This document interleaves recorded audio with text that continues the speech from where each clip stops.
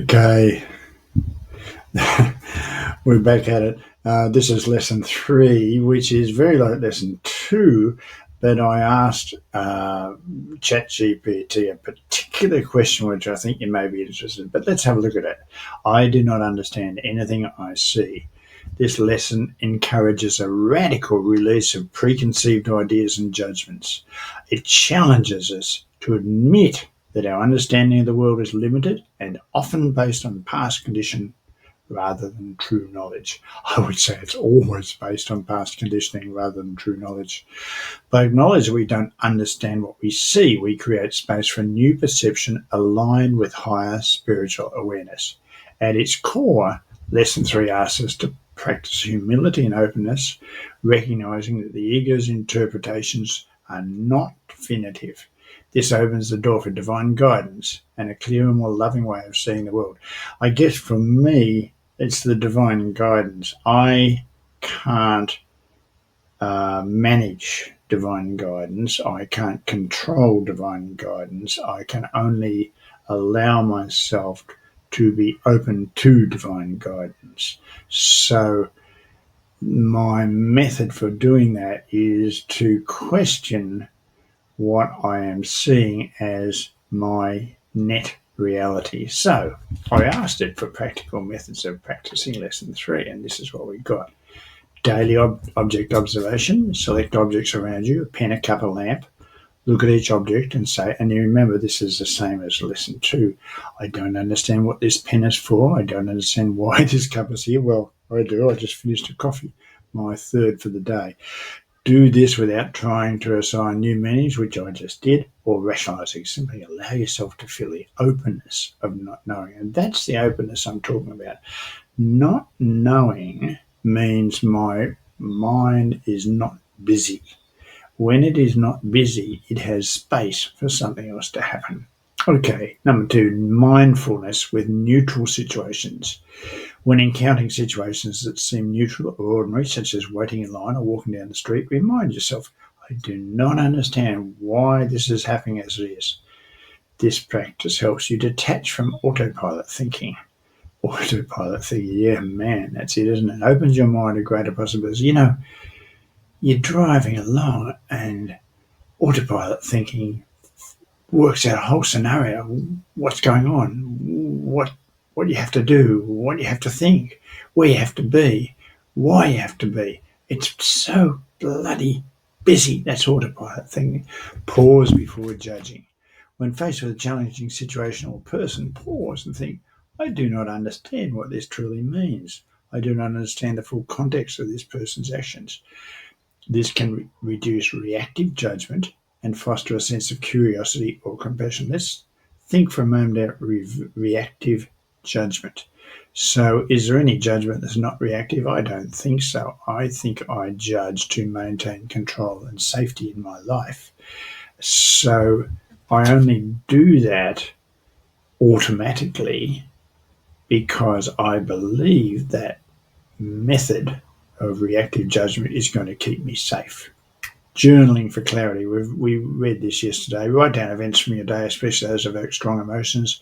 Reflect on what did I assume about this situation. Could I be wrong about its meaning or significance? How might it look if I admitted I do not fully understand this? Meditative practice. During meditation, focus on the thought, I do not understand anything I see. Visualize yourself surrounded by the objects and people in your life, repeating the phrase for each one. Feel a sense of lightness and openness as you release the burden of needing to figure it out. Wow. People in my life.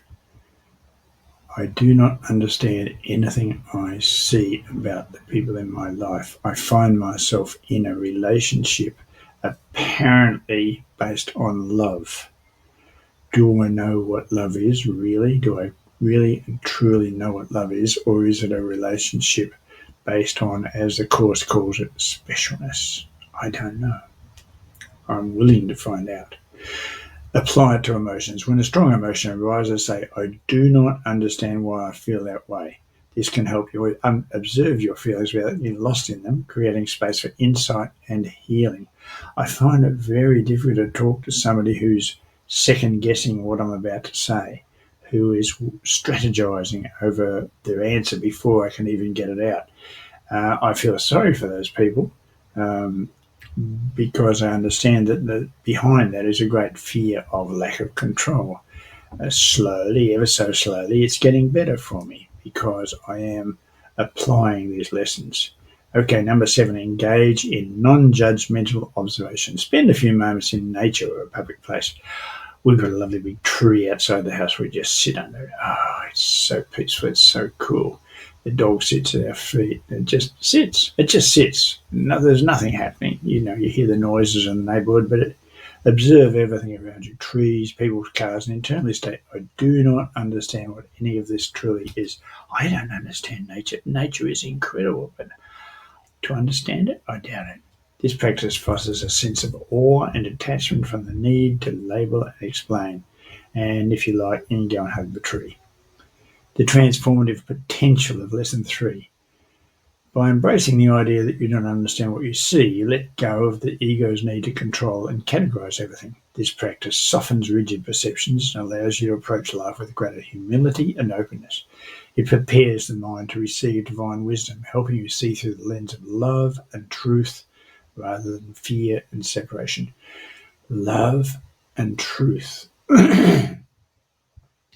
So here's where I threw the spanner in the works to see what ChatGPT would do. How is this lesson different to lesson 2? While lesson 2, I've given everything I see all the meaning it has for me, and lesson 3, I do not understand anything I see are closely related. They focus on different aspects of perception and interpretation. For me, this is just...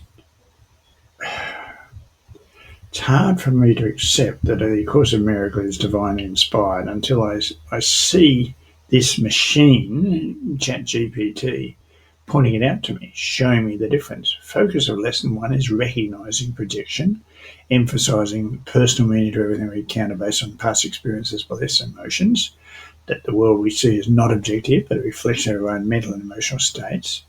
It helps me recognize the role my mind plays in sharing my experience of the world. It challenges me to question meanings and assumptions I've been projecting on everything. Yes. It helps me into an awareness that my interpretations are not inherent truths. This listens to the gift of ego-based thinking and invites a fresh perspective. When you see a messy room, you might assign meaning like this is overwhelming or this reflects my lack of discipline. It helps me see these meanings are not inherent to the room, but come from your mind. How true. How true. Yes, thank you. Okay, lesson 3. So lesson 2 is recognizing projection. Lesson 3 is having recognized projection, we embrace humility because, yes, it's great to recognize perfection, but what the hell do you do with it? This shifts the focus to admitting that we fundamentally do not understand the true nature of the world. It invites a suspension of judgment and the acknowledgement of our limited perspective, but paving the way for divine and higher understanding to emerge. That divine and higher understanding is that grace of God that I talked about earlier, that when I let go of my old ideas of things, I begin to experience divine or higher understanding. I have nothing to do with it, nothing to do with it. So, and in that, as it says here, the purpose is to cultivate humility and openness by letting go of the belief that we know what things mean. This clears mental space for spiritual insight and guidance. I'm finding that honesty is really something I was never very good at, and I am given opportunities every day to say, I don't know, or yes, I did that and it's wrong. And I've never done that before. I've protected myself. So this is a part of the same thing. Acceptance of uncertainty. Uncertainty is this great big gap in our consciousness. We don't go there, but what if everything that is good is in uncertainty? Fostering trust in a greater loving intelligence beyond our own reasoning. Practical example, seeing the same messy room. Lesson 3 invites you to say, I do not understand what this mess means or what its purpose is. It shifts you from judgment to openness, allowing for new insights or peace to rise. Now get this as it blows you away. ChatGPT did this. There's lesson 2. The main focus is recognizing it means you're self-imposed. Lesson 3 is admitting you don't truly understand anything. The goal of lesson 2 is to question your projections, and the goal of lesson 3 is to let go of the need to interpret or judge. The tone is analytical. The tone is humble. The result is loosening attachment. And the result of lesson 3 is cultivating openness. It's creating the practice of openness. The mindset encourages first the awareness of mental constructs, because you have to see it before you can do anything about it. And then there is the acceptance of uncertainty. Wow, ChatGPT did that. It's supposedly not human. How they work together. Lesson 2 sets the stage by helping you realize that meanings you were assigned to the world come from within you. Lesson 3 builds on this by asking you to go a step further and release the assumption that you understand anything at all, creating room for higher perception. Together, these lessons guide me to see the world with fresh eyes, free from ego-driven interpretations, and open to the deeper truth that lies beyond appearances. I can say from my point of view that there is a certain process that is involved in this, and it's like an ego cleanup. And when I do let go of things, there is a grief because of the way they always worked in the past, and now they don't work. And I have to look at that grief and release that as well. So it's not just letting go and saying, okay, it's not as simple as that. It's allowing what comes up when you do let go. Again, as Michael Singer says, sitting with that emotion, letting it show you the message it has for you, and then releasing it. Okay, thank you for listening.